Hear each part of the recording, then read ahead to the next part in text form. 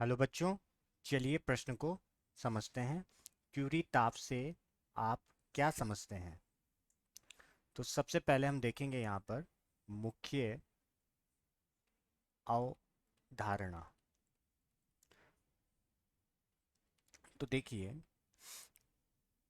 चुंबकीय,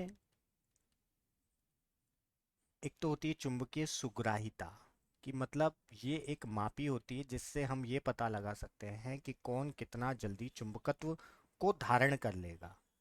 वे तापमान, इसमें जो संबंध होता है वो संबंध दिया था क्यूरी ने। ठीक है, उसे कहते हैं हम क्यूरी का नियम। वो क्या होता है कि चुंबकीय सुग्राहिता व्युत्क्रमानुपाती होती है किसके? तापमान के। इसको कहते हैं हम क्यूरी का नियम। ठीक है, इस नियम से हमें यह पता लगता है कि तापमान को बढ़ाओगे तो चुंबकीय सुग्राहिता क्या होती है? कम होती है। तापमान को कम करोगे तो चुंबकीय सुग्राहिता क्या होती है? बढ़ती है। तो यही हमारे इस प्रश्न का मुख्य अवधारणा होगी।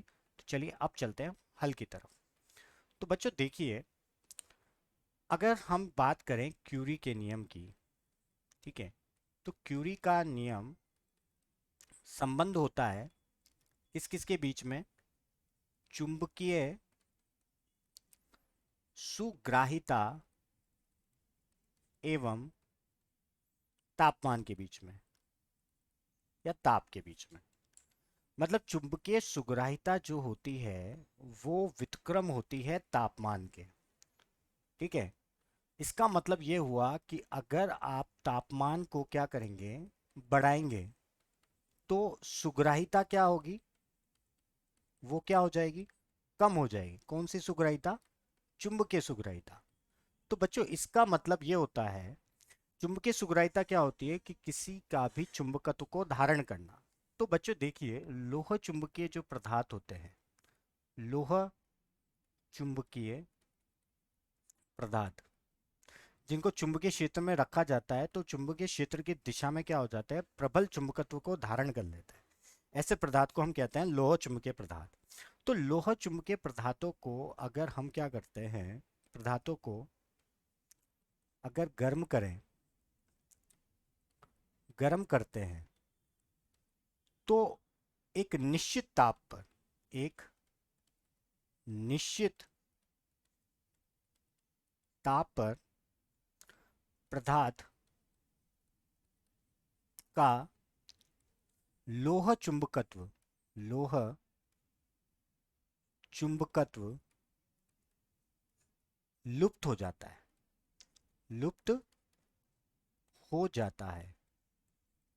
ठीक है, मतलब इस प्रकार से अगर मैंने गर्म किया तो उनका लोह चुंबकत्व क्या हो जाता है? लुप्त हो जाता है। और पदार्थ तथा पदार्थ अनुचुंबकीय हो जाता है। अनुचुंबकीय, अनुचुंबकीय हो जाता है। ठीक है बच्चों, अगर वो अनुचुंबकीय हो जाता है, तो अब हमने क्या करा? पदार्थ को वापस से ठंडा किया। तो पदार्थ को ठंडा करने पर, ठंडा करने पर पुनः लोह चुंबकीय हो जाता है। पुनः लोह चुंबकीय हो जाता है। तो बच्चों ये हुआ क्या कि प्रतिचुंबकीय हो गया, फिर लोह चुंबकीय वापस से उसमें उत्पन्न हो गया। तो ये जो एक तापमान है, इस तापमान, जैसे ये जो तापमान है, जैसे मान लेते हैं कोई टी तापमान है, ठीक है, ये जो तापमान है अगर इससे ऊपर लेके जाते हैं तो वो क्या बन जाता है? अनुचुंबकीय। ठीक है, अनुचुंबकीय बन जाता है। कौन? लोह चुंबकीय पदार्थ। और अगर नीचे लेके जाते हैं तो वापस से क्या बन जाता है? लोह चुंबकीय बन जाता है। तो ये जो तापमान है, इस तापमान को ही हम क्या कहते हैं? क्यूरी तापमान कहते हैं। क्यूरी ताप कहते हैं। ठीक है, इसी ताप को हम क्या कहते हैं? क्यूरी ताप कहते हैं। तो इसको मैं एक बार लिखता हूं, क्यूरी ताप। ये समझ में तो आ गया होगा। तो एक बार लिख देते हैं हम क्यूरी तापमान को। तो देखिए, क्यूरी ताप क्या होगा? जिसके नीचे ऐसा ताप जिसके नीचे जिसके नीचे पदार्थ लोह चुंबकीय हो जाता है, लोह चुंबकीय, तथा ऊपर प्रति चुंबकीय होता है, पदार्थ का क्यूरी ताप कहलाता है। पदार्थ का